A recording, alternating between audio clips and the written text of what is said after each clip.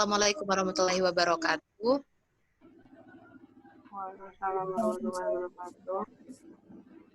Selanjutnya kita masuk ke materi selanjutnya. Sebelumnya saya akan bacakan kurikulum Fitri pemateri.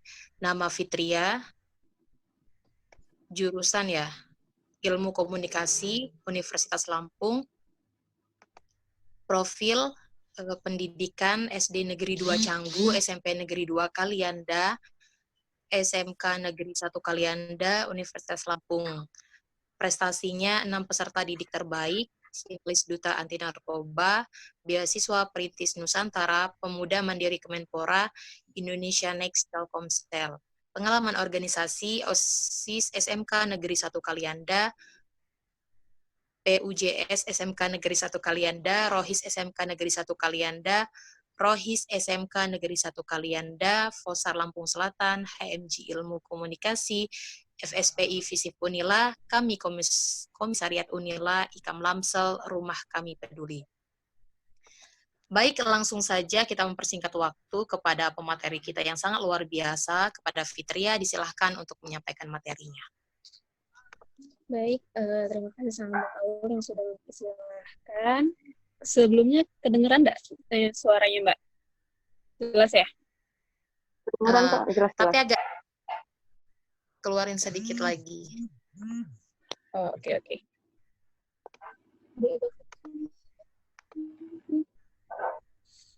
Terima kasih.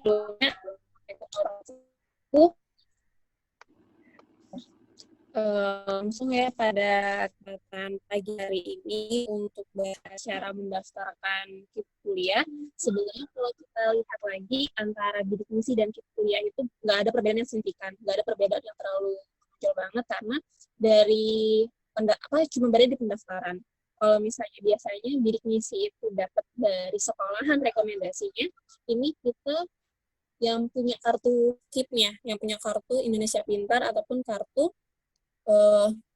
kartu perlindungan sosial. Nah, kalau misalnya nggak punya kartunya, itu bisa daftar untuk ke dinas sosialnya. Jadi, di dinas sosial itu ada data terpadu yang dimana dari kepala keluarga maupun anggota keluarga yang itu ada datanya kalau dia itu tidak mampu dan bisa mendapatkan kuliah melalui Suaranya kurang jelas, Fitria, mohon maaf.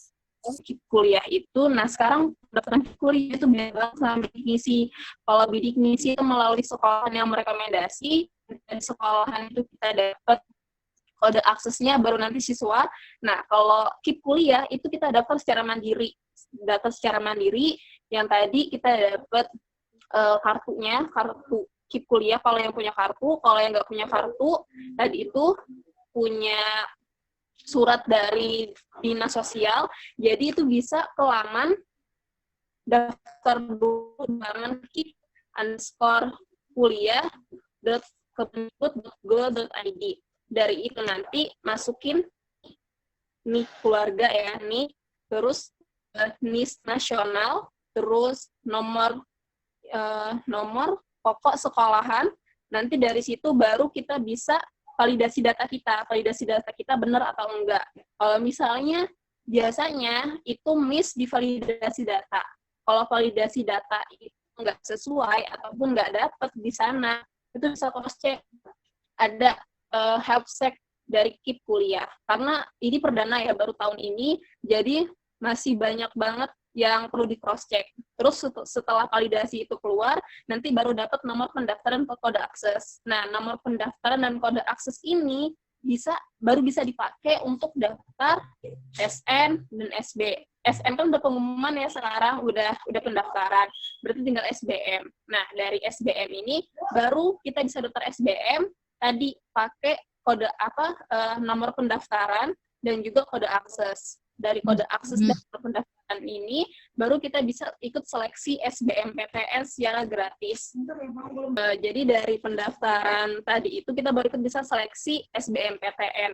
Nah, dari seleksi SBMPTN ini kan kita masuk laman SBMPTN. Jadi, KIP kuliah ini dapat manfaat. Yang pertama itu bebas biaya seleksi, yang kedua itu bebas biaya kuliah, dan yang ketiga itu mendapatkan tadi setiap semesternya dapat biaya hidup. Nah, dari proses SBMPTN tadi masuk ke laman SBMPTN, kita masukin kode akses kita kalau kita mahasiswa dari KIP kuliah.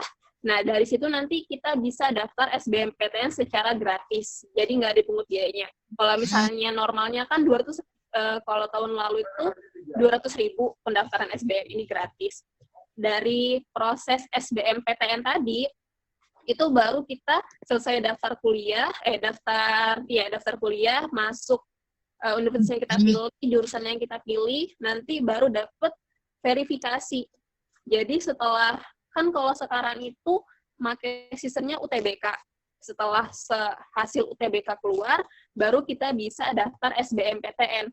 Nah, dari hasil UTBK, misalnya skornya 500 ini cocoknya di universitas mana, jurusannya apa. Dari 500 skor yang kita dapat dari UTBK, kita daftarin di SBMPTN. SBMPTN itu UTBK, setelah UTBK kita masukin kode akses KIP kuliah. Dari KIP kuliah nanti itu kalau kita lolos, verifikasi ke universitas. Kalau tahun lalu kan masih ada wawancara. Tahun ini itu sesuai sama perguruan tinggi masing-masing kebijakannya. Gitu. Dari itu dulu mengenai pendaftarannya, kalau ada yang mau ditanyain ataupun ada yang masih kurang jelas bisa ditanyain dulu.